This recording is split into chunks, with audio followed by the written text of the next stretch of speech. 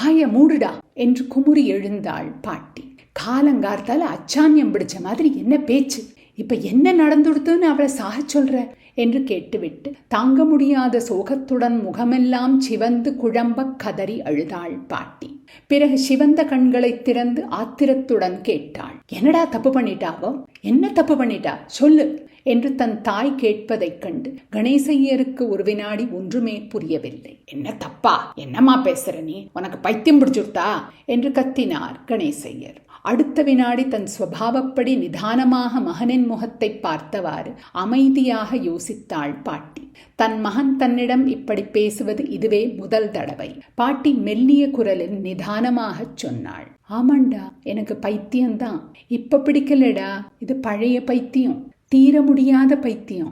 ஆனா என்னோட பைத்தியம் என்னோட போகட்டும், அந்த பைத்தியம் அவளுக்கு படின்னு தெளிஞ்சிருக்கு, அதுக்கு யார் என்ன பண்றது, அவதான் சொல்லிட்டாளே, என் காரியம் என் வரைக்கும் சரி, வேஷம் போட்டு ஆடி அவ பேரு வாங்காம விதரணையா செஞ்சிருக்கேன்னு, அதனால சரியாகிடுமா அவ காரியம் என்று வெட்டி பேசினார் கணேசையர். அவ காரியம் அவ வரைக்கும் சரிங்கிறாளே, அவதான், அதுக்கு என்ன சொல்ற என்று உள்ளங்கையில் குத்தி கொண்டாள் பாட்டி.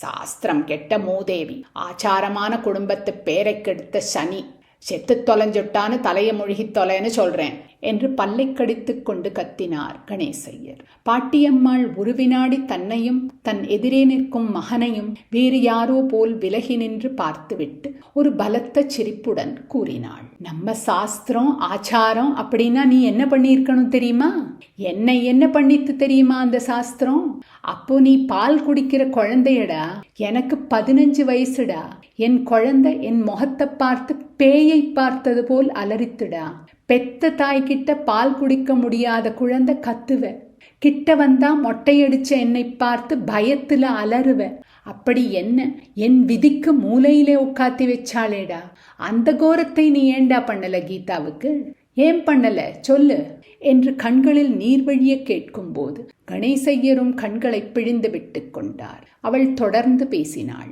ஏண்டாப்பா உன் சாஸ்திரம் அவளை கலர்புடவ கட்டிக்க சொல்லித்தோ, தலையை பின்னி சுத்திண்டு பள்ளிக்கூடம் போய் வர சொல்லித்தோ, தன் வயத்துக்கு தானே சம்பாதிச்சு சாப்பிட சொல்லித்தோ, இதுக்கெல்லாம் நீ உத்தரவு கேட்டப்போ நான் சரின்னு, ஏன் காலம் மாறிண்டு வருது, மனுஷாலும் மாறணும்னு தான், நாம் பிறந்த குடும்பத்துலன்னு சொல்றியே, எனக்கு நீ இருந்த வீடும் நிலமும் இருந்தது, அந்த காலமும் அப்படி இருந்தது, கீதா பண்ண காரியத்தை மனசால கூட நினைக்க முடியாத யுகம்டாது, அப்போது சாத்தியமாவும் இருந்தது, இப்ப முடியலையேடா, எனக்கு உன் நிலைமையும் புரியறது, அவளும் புரிஞ்சுதானே எழுதியிருக்கா, உன் சாஸ்திரம் அவளை வாழ வைக்குமாடா, அவளுக்கு அது வேண்டாம்னுட்டா, ஆனா டே கணேசா என்ன மன்னிச்சுக்கோடா, எனக்கு அவ வேணும், அவதாண்டா வேணும், எனக்கு இனிமே என்ன வேண்டி இருக்கு, என் சாஸ்திரம் என்னோடையே இருந்து இந்த கட்டையோட எரியும், அதனால நீங்க நன்னா இருங்கோ, நான் போறேன், கீதாவோடையே போயிடுறேன், அதுதான் நல்லது,